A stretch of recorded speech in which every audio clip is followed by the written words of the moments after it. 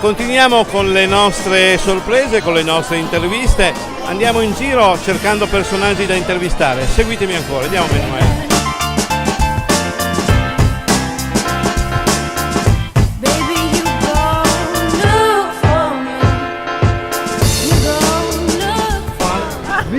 Vino e sigarillo. È il massimo. È il massimo. Venezia, ancora di più. Venezia e 20, ancora meglio. Venezia, ciao. Gusto in diretta. E poi basta. È veramente una bella edizione dell'anteprima nazionale. Direi di sì. La nostra amica comune Botter, La Maria colpisce. o anzi le due sorelle Botter, hanno colpito davvero.